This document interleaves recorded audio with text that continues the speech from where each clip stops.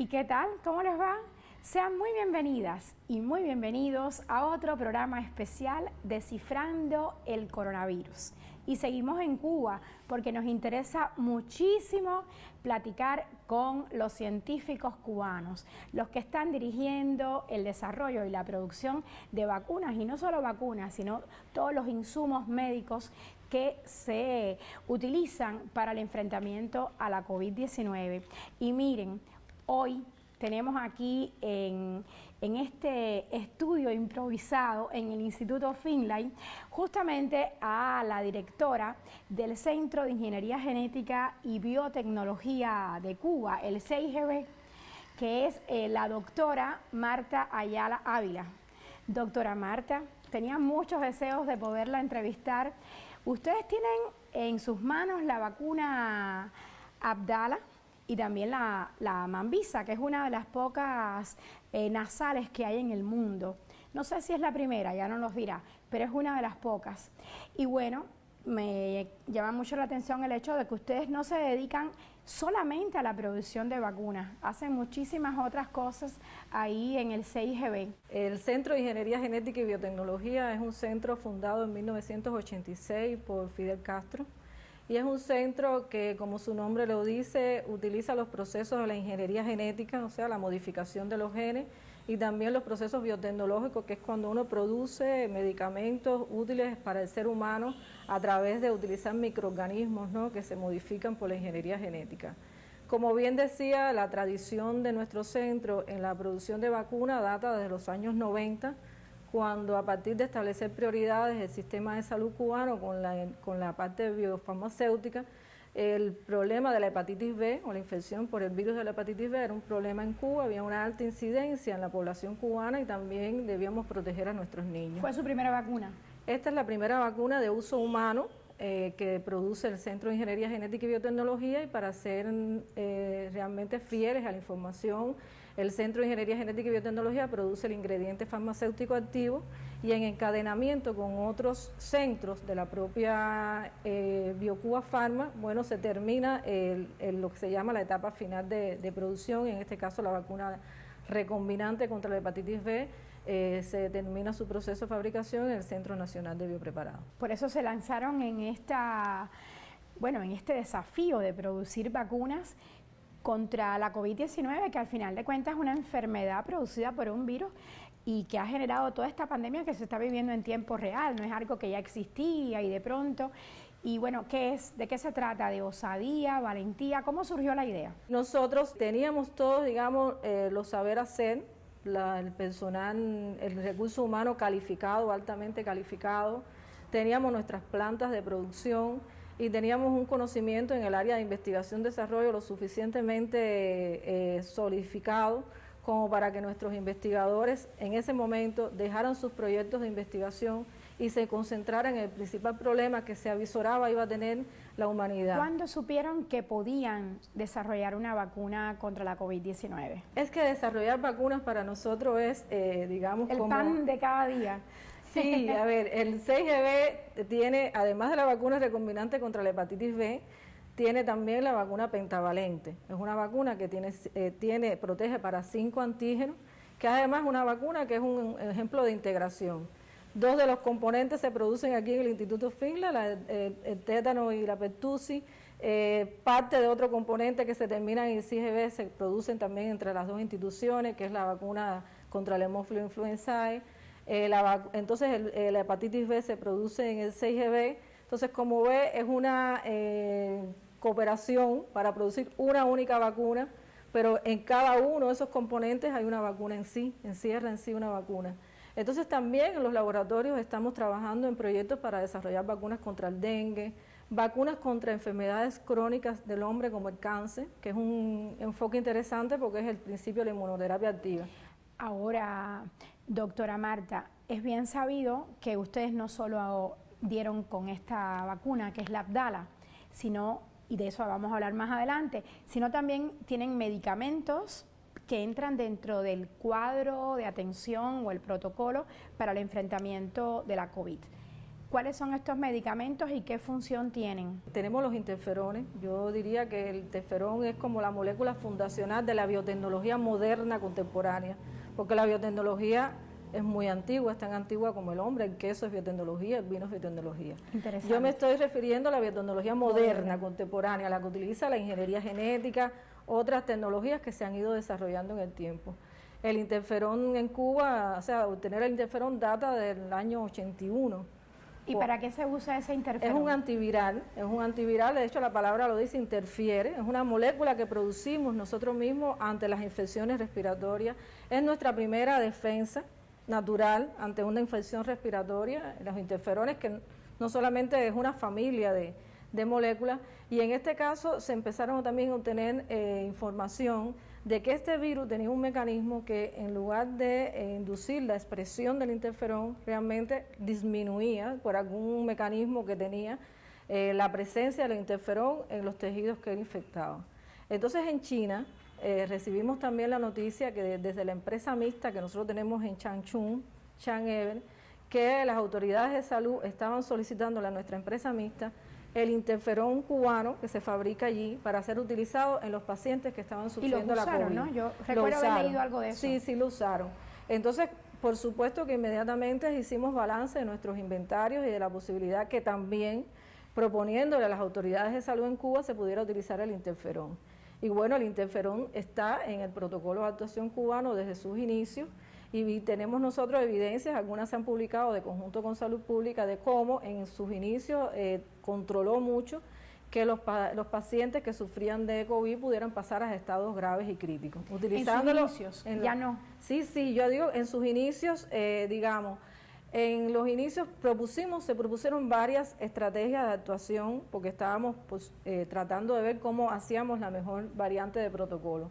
Y cuando digo en sus inicios me refiero a que en los inicios, cuando se detectan los individuos infectados, el interferón se ubica en esa primera etapa como acción antiviral, porque ya si la persona avanza hacia estadios graves o críticos, bueno, ya se propone que se utilicen más bien moléculas que controlen el síndrome inflamatorio. ¿Tienen ustedes alguna?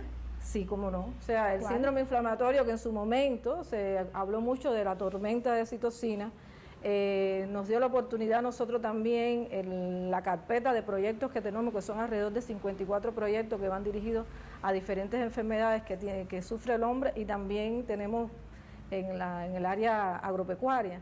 En este caso estábamos estudiando un péptido sintético que había sido diseñado utilizando la bioinformática para la artritis reumatoidea, que es una enfermedad autoinmune, que es una enfermedad donde el sistema inmune propio se pone en contra de los tejidos del individuo, y entonces en ese momento dijimos, bueno, si lo que está ocurriendo en los individuos que cursan hacia la enfermedad grave o crítica es justamente, digamos, una inmunidad patológica o un síndrome inflamatorio, y hemos encontrado en los estudios clínicos fase 1 de este péptido que llega a regular ese sistema inmune exacerbado, llega a controlar las células del sistema inmune que están combatiendo al propio sistema nuestro, bueno, podemos también proponerle al Sistema de Salud Nacional que se utilice este péptido, que en ese momento se tenía un código, 6GB 258. Ahora ya se llama Husvinza.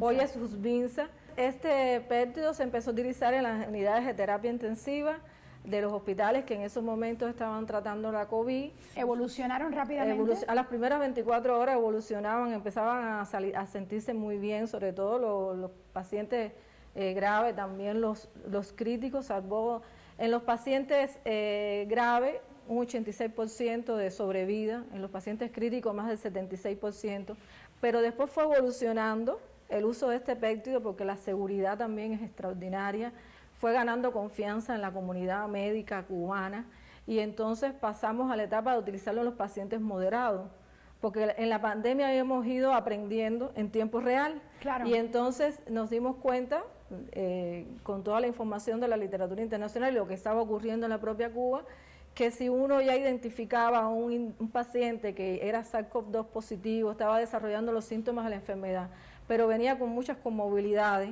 la probabilidad de que evolucionara grave y a crítico era más elevada. Muy segura. Entonces, utilizar este péptido en esos momentos más tempranos nos da un 100%. ¿Preventivo? Es preventivo para pasar a grave o crítico. Ya tienes la infección, ya tienes comorbilidades, puedes... Grado moderado, claro. Exactamente. Entonces, también se empezó ya a utilizar en los últimos meses en niños, en edades pediátricas y también en mujeres embarazadas que también se complicaban por la enfermedad. O sea, es buenísimo para evitar la inflamación. Exactamente.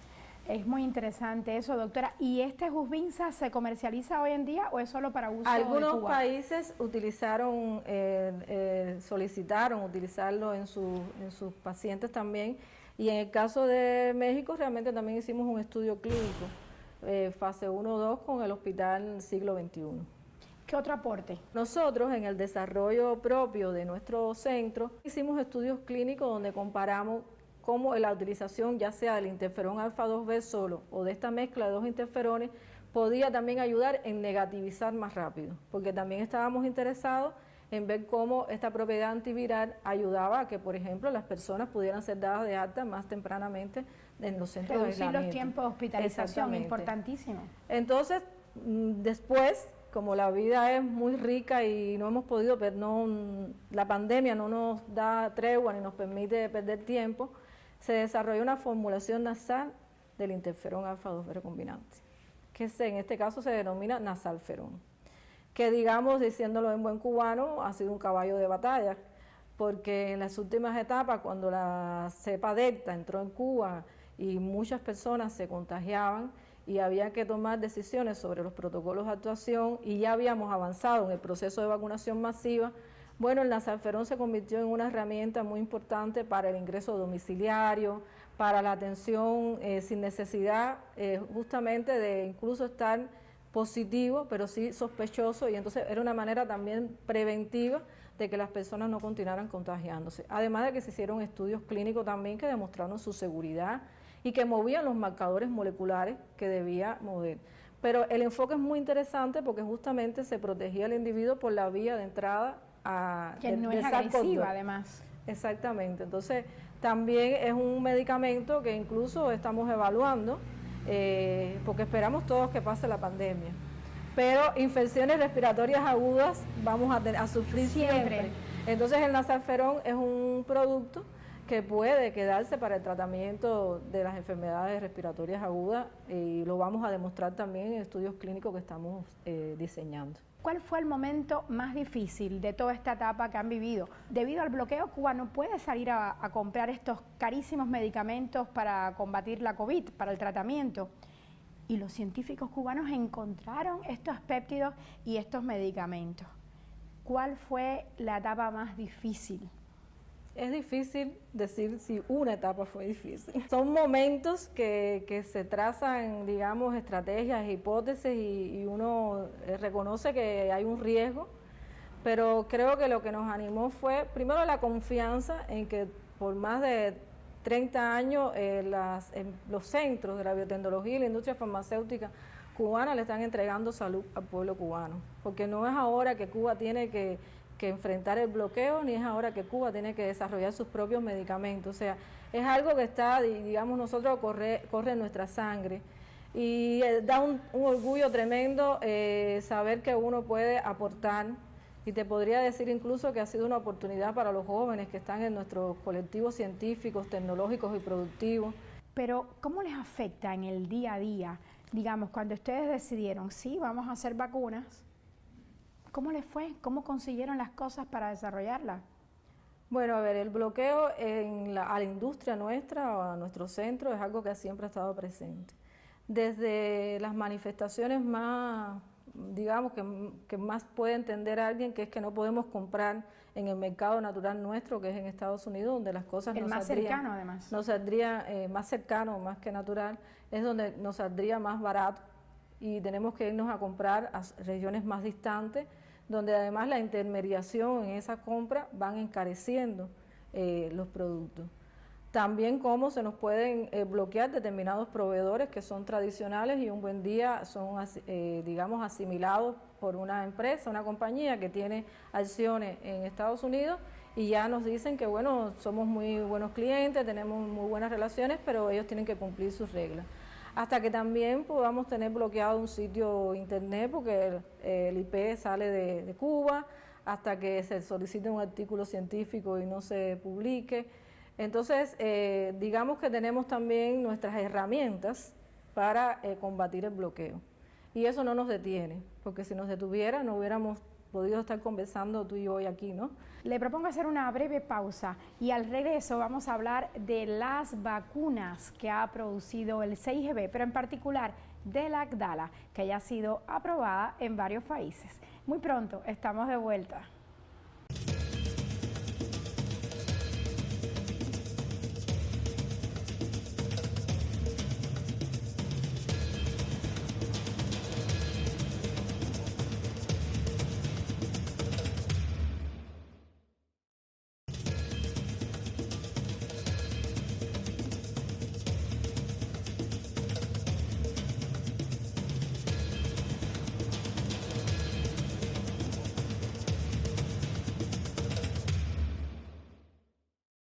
Qué bueno que continúa con nosotros en este programa especial Descifrando el Coronavirus.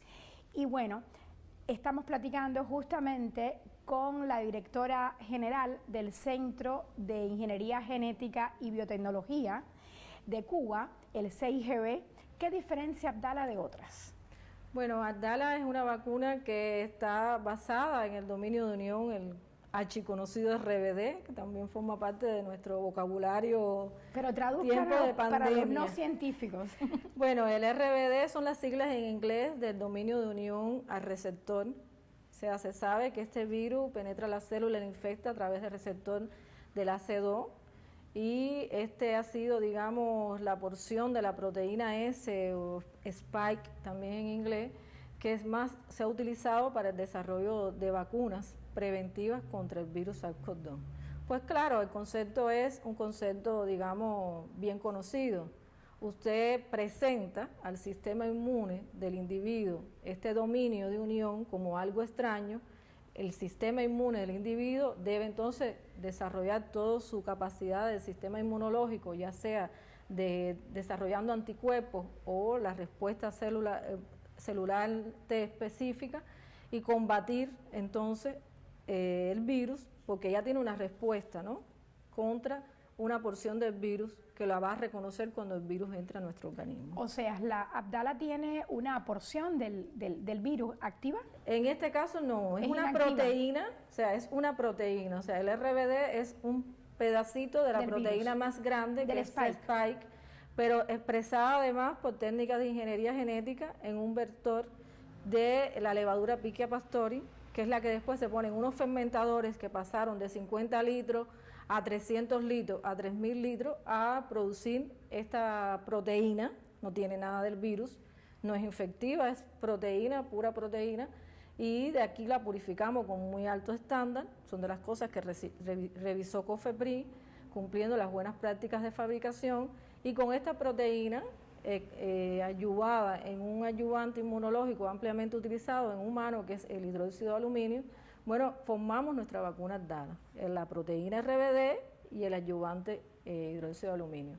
Y con esta formulación hicimos los estudios que se deben hacer, los estudios en animales, las demostraciones de la respuesta inmunológica, los estudios toxicológicos, y después pasamos, por supuesto, a las etapas de los estudios clínicos, fase 1, fase 2 y fase 3. Debo decirle que hicimos un estudio clínico fase 3, que es el estudio donde se mide la eficacia en 48.000 sujetos.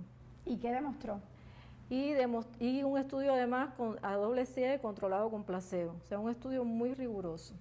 Y demostró que la vacuna tenía una eficacia del 92,28%. Es bastante alta. Es una eficacia muy buena, por encima del 90%. Y además en el marco del estudio clínico, que son las condiciones ideales en que uno evalúa, también tuvo un 100% para prevenir las formas graves de COVID y la muerte. ¿Cada cuánto se aplica esta vacuna? Esta vacuna es muy buena su pregunta. Nosotros cuando iniciamos los diseños de estudios clínicos, diseñamos 2 pautas de inmunización o 2 esquemas de inmunización. Un esquema que son 3 dosis. Para empezar, ¿no? Siempre pensamos en las 3 dosis. Qué interesante, porque ahora todo el mundo está pensando en la tercera y la cuarta. Claro. Nosotros nos adelantamos un poquito y ya podemos estar en la cuarta sin pensar en la tercera. Entonces, nosotros nos propusimos vacunar con un distanciamiento, primero 0, 28 y 56 días en un esquema y el otro 0, 14 y 28. Inmunológicamente hablando, sabíamos que este esquema de 0, 14 y 28 era un desafío, pero a la vez estábamos pensando en tiempos de pandemia. O sea, con este esquema de 0, 14 y 28 íbamos a tener la posibilidad de que en un mes el individuo iba a recibir 3 dosis de la vacuna y después íbamos a estar evaluando 14 días después la respuesta a la vacuna. Y con el esquema de 0, 28 y 56 es un esquema más tradicional, demorado, pero iba a ser un poco más demorado. Y bueno, finalmente los dos esquemas se han comportado muy bien, pero los elementos de decisión de cómo salir a vacunar masivamente y más rápidamente, hemos avanzado más con el esquema de 0, 14 y 28. ¿Y pudieron controlar el despliegue de la Delta? Cómo no, es muy interesante porque nosotros estábamos vacunando en La Habana, cuando alrededor de agosto del 2021 se anuncia por el Instituto de Medicina Tropical que ya la Delta estaba circulando mayoritariamente en La Habana. Y si bien hubo un repunte de casos, en la medida que aumentaba la cobertura de vacunación, iba bajando la incidencia. Entonces, además... Enhorabuena. Pero además estudiamos la duración de la respuesta también. Y encontramos que en términos de duración de la respuesta, los dos esquemas se comportaban similares. Entonces, la ciencia fue, digamos, que acompañando las decisiones y los hechos. Entonces, eso también nos dio la tranquilidad a nosotros, porque también hicimos estudios clínicos en edades pediátricas. ¿Esta vacuna pediátrica se va a comercializar, se va a exportar a otros países? Las vacunas cubanas, que además tienen las dos autorizo de uso en emergencia, pueden ser comercializadas y autorizadas para estos mismos usos, según lo que dictaminen las agencias reguladoras del país que los revisen, porque tenemos todos los elementos para aportarlos también. ¿Y qué pasa con la Mambisa? ¿Por qué ese nombre además? Cuéntenos. Mambisa digamos que es un concepto bastante interesante y desafiante, pero no desconocido, ¿no? Siendo fiera a la información. La inmunización por la vía nasal es digamos, un anhelo, porque realmente las infecciones respiratorias agudas, realmente la infección penetra justamente por la vía nasal, y aquí también hay un sistema inmunológico que nos protege o deja que pase el virus, para decirlo en palabras llanas, ¿no?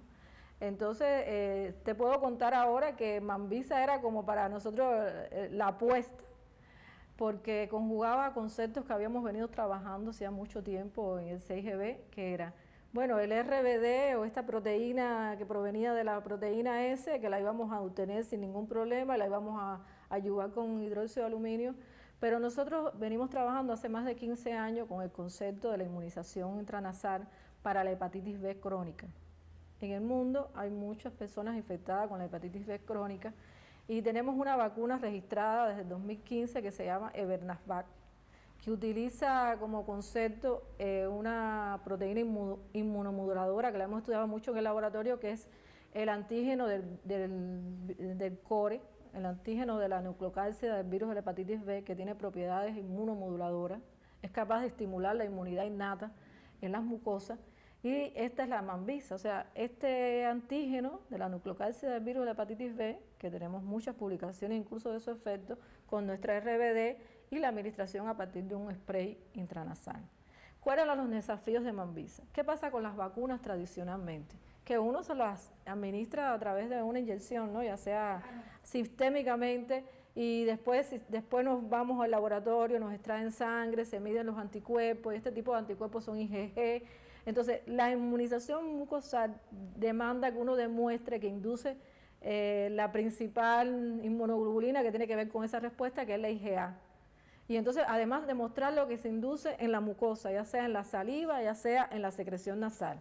Entonces nos dimos cuenta que no íbamos a estar tan temprano para inmunizar a toda Cuba como pasó si nos dedicábamos nada más que a la Mambisa. Entonces apostamos por los dos candidatos en el escenario en que con Abdala íbamos a poder avanzar, íbamos a poder hacer esta vacunación masiva que se hizo con los adultos cubanos. Más de 23 millones de dosis se distribuyeron de Abdala en este periodo corto de tiempo. Y con Mambisa nos concentramos en demostrar el concepto de que éramos capaces de inducir una inmunidad a nivel de la mucosa intranasal. Y ya lo hemos demostrado. También Mambisa empezó a hacer sus estudios clínicos fase 1, fase 2, y como la pandemia nos va ubicando en contexto, que hemos ido direccionando a Mambisa como una vacuna de refuerzo. En este caso se está realizando un estudio clínico fase 2 que debe incorporar a unos 900 voluntarios, que son individuos que han sufrido la COVID y se le puede entonces reforzar la inmunidad persistente por esta infección con la administración de Mambisa por la vía intranasal. Interesante, porque la gran apuesta del mundo es cortar transmisión. ¿Y se puede combinar con otras? Sí, cómo no. De otros países, sí. Y con otras Cuando cubanas. Hablamos de la vacuna de refuerzo, estamos hablando que reforzar es el concepto de que usted está vacunado con la pauta y la vacuna que sea, usted vaya y refuércese. Y en el caso de Mambisa también hemos podido demostrar que en individuos ya sea vacunados o convalecientes, también mejora la capacidad de los anticuerpos neutralizantes. ¿Y cuándo ya se podrá usar Mambisa? ¿Cuándo pasa a ser vacuna?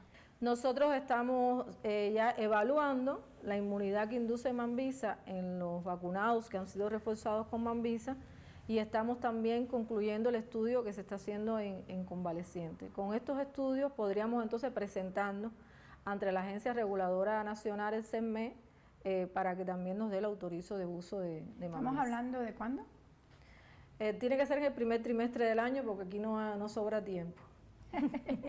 Muy bien, doctora. Oyéndola hablar, quería finalmente preguntarle, usted ha tenido unos meses muy intensos, bueno, ya 2 años.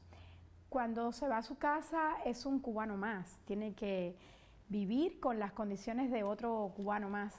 ¿Qué la inspira todos los días a llegar al trabajo y decir, hoy voy a hacer más y más?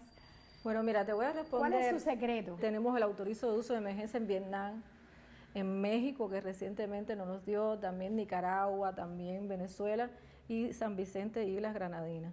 Eso, digamos que uno dice, bueno, todas las horas que no durmió, todos los momentos quizás no tan agradables que vivió y quizás las horas que estuvo ausente de algunos eventos importantes también uno lo siente, pero te podría decir también que en estos últimos meses ha sido tanto el agradecimiento, tanto, que yo creo que eso compensa cualquier otra cosa.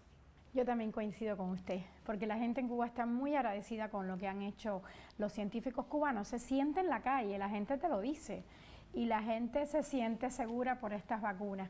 Gracias por estar hoy con nosotros, doctora Marta Ayala. Un gusto haber platicado con usted, y gracias también a usted, nuestro querido televidente de Telesur. Nos vemos de hoy en 8 días para seguir descifrando el coronavirus.